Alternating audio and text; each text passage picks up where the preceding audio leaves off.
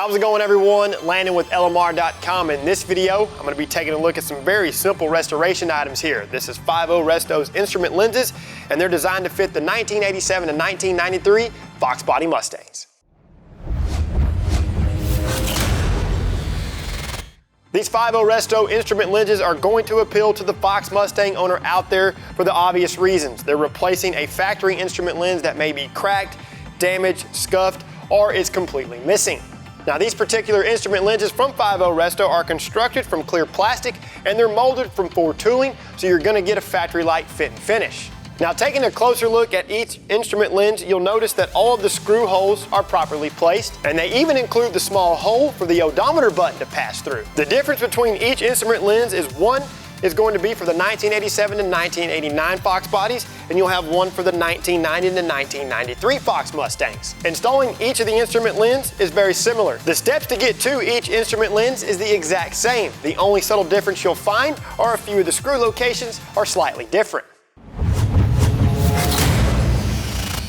Start by removing the steering column trim. Now, there are going to be 2 screws on 90 to 93 cars and 3 screws for 87 to 89 cars. Separate the upper and lower steering column covers and set them aside. From underneath the dash, loosen and remove the 3 8mm retaining bolts. To remove the lower dash panel, pull straight out in one fluid motion. This will dislodge the clips from the metal support bracket. Loosen and remove the 2 8mm bolts securing both the metal support plate and lower portion of the cluster surround. Of course, be sure and hold the bracket with one hand so it doesn't come crashing down. Locate the 2 small plastic tabs tucked behind the hazard switch. Carefully depress these clips with a small flathead screwdriver while gently pulling out on the switch. Then you can carefully rotate the switch back and forth until it is completely removed from the cluster surround. Carefully dislodge the clips, securing each electrical connection.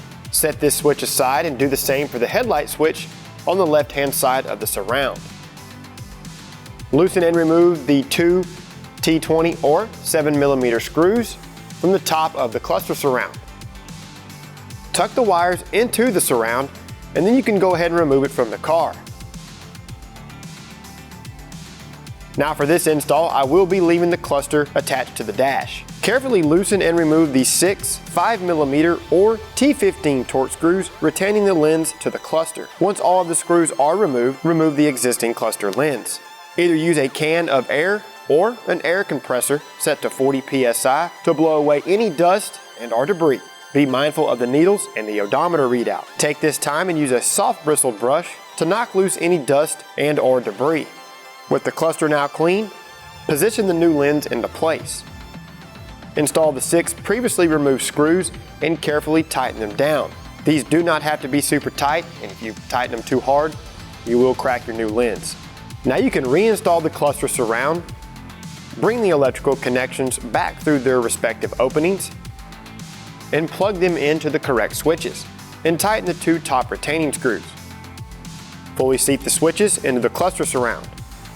Reposition the metal support plate and reinstall the 2 8mm bolts. Also be mindful of these 2 bolts. Don't get these super tight, as you will crack the tabs on the cluster surround. Position the lower dash trim into the metal plate and fully seat the clips. Reinstall the 3 bolts and carefully tighten. Reposition the upper and lower steering column covers and retighten the associated hardware. After that, you're good to go. Wrapping things up here, guys, if you've been a viewer of our YouTube channel for quite some time now, well, then you know I'm a fan of easy restoration parts. Well, these 5.0 Resto instrument lenses are just that, simple restoration parts.